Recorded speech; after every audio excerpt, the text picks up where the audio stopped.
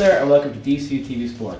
On today's show we have a feature on the DCU Volleyball Club, and we're also going to talk to Seamus Coleman about the sporting events of the week. Now, volleyball is a sport that's usually associated with the beach and with the sun, but the DCU Club has been going strong in recent years, and we sent our reporter Eva Watson to find out more. Hi, I'm Eva and I'm here at the DCU Sports Centre where we're going to be interviewing a few of the members of the volleyball team, and we're going to see what they've been getting up to in the last week, and as we speak they're actually undergoing intensive training, so we're going to have a look and see what happens. So follow me and we'll join them. Something that's so hard to explain, but when you see her you know why. She says it all right through me after the show.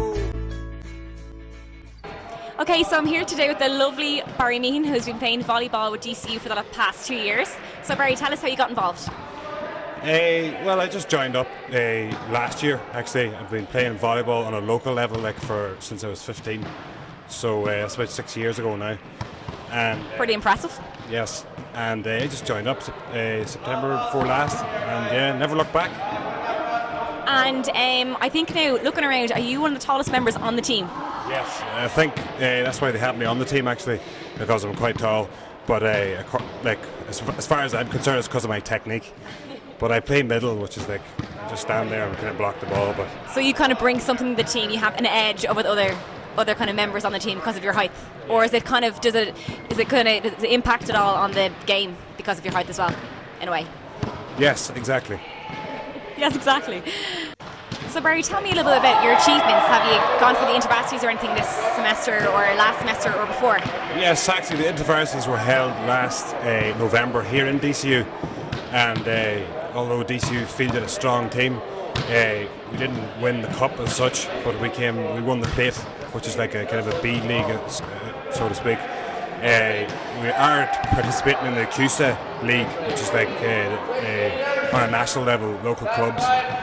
And we're playing now next week. We're top of the league. We're actually in the final. So brilliant. And also on the team, have you made a lot of friends on the team as well, getting involved more so in different clubs and? Yeah. Yes, exactly. I mean, it's that old cliche. You make so many friends, but there are many different nationalities here, and everybody brings a knowledge to the game. Everybody has their own style and stuff like that there, and as well as that. Different standards as well, so it's a level playing field as such when it comes to that. Hey, so Benny Regan, nice to meet you.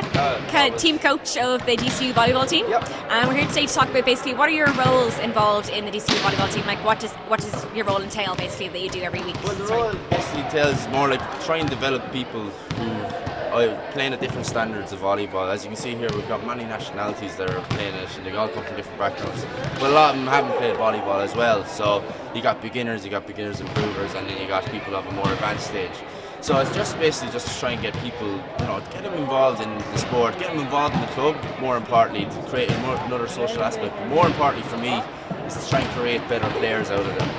They don't realise what they are until they come to the trainings, and then as they come to more and more trainings, they'll see the improvement as it is. And with that training, you get to play some games against other colleges. Lucky enough, we held the varsities this year, so I was able to hold 3 teams, 2 women's and 1 men's team, with relative success and all that. But the main thing is just get people playing volleyball, because it's very much a minority sport here in Ireland.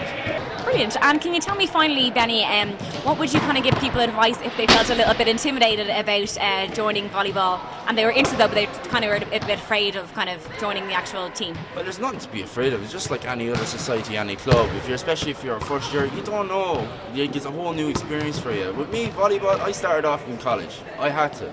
There was nothing in Kilkenny for me at all. If I was no good at hurling, I was no good at it. I couldn't really do anything else except in an individual sport. So it's all about just getting over the initial factor of just being afraid.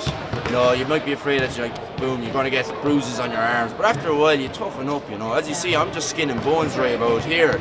But I never get bruises anymore. I've been playing this 10 years. You're kind of immune to the bruises at this stage, I'd say, are you? You're immune to a lot of things. You're immune to balls in the faces. You're immune to people coming to the overside net, the tendency of getting your ankle done or something like that. It's just all about you gain more confidence the more you play, the more you practice.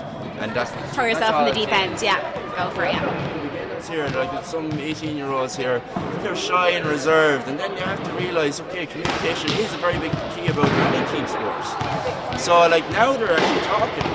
You know, and if they're shouting mine or like behind, hitting for, you know. Has the social aspect come into it as well? The social aspect is you get to know the people on court, and then you go off to the new bar then straight after if you want to go. But like, there's always trips I organise. We're going off to Galway in 2 weeks just to play NUIG, who are crying out for games. And Galway, I just need to get out there because it is a fantastic city. But they have another reason as well to play volleyball and to just see the country. Thank you so much for your time, Benny. Lovely to meet you. Thank you. So back to you in the studio. Thank you very much for your time. So we're joined now in the studio by Seamus. Seamus, thanks for coming in. We're going to talk about the goings on of the week. First of all, the Man United game against Chelsea lost 2-1. What happened there? Well, Alex Ferguson's blaming referee decisions, so we'll have to see how right he is. I suppose he always blames the referee, or looks to. It's part of his game plan. Look, there was a couple of decisions he could have gone either way. They went Chelsea's way on the day, and it leaves the league wide open at the top now. He said that the late penalty, which gave Chelsea the win, was a very soft penalty. Well, and Vidic got sent off. That leaves him out for a couple of games now as well. Soft, again, it's just depends on who the referee is, and I don't think, there's decisions that went for United and another day they'll go for United, so I think it's a very 50-50. I suppose if you lose, you're going to blame the referees. Of course, it's natural. It's a trait of Alex Ferguson. Now, the Old Firm derby was last night. Rangers Celtic, a bit of a debacle there, wasn't there? Yeah, of course, there always is. There always a bit of controversy. Look, a bit of fighting is to be expected. With the managers had to be separated at one stage as well, so it's quite interesting to see. But again, I presume the Scottish FA will have more disciplinary action on investigation to that now. Celtic won 1-0. Good goal. Yeah, Wilson with the goal. Wilson, yeah. So Rangers not too happy with that, and of course you always expect fighting between those two anyway. Exactly, and Celtic are looking good for that. One of the biggest football rivalries in the UK. And the most dangerous. The most dangerous. Moving on to cricket now, and big upset in the World Cup yesterday for England. Ireland winning, very much so. England batted first and posted 328 runs, which left Ireland at odds of 400 to 1 at one stage, 399 to 1 with one bookmakers. So someone made a lot of money yesterday. But them odds fairly shortened to 2 to 1 at one stage, and Ireland won. Kevin O'Brien scoring the fastest century in World Cup cricket history.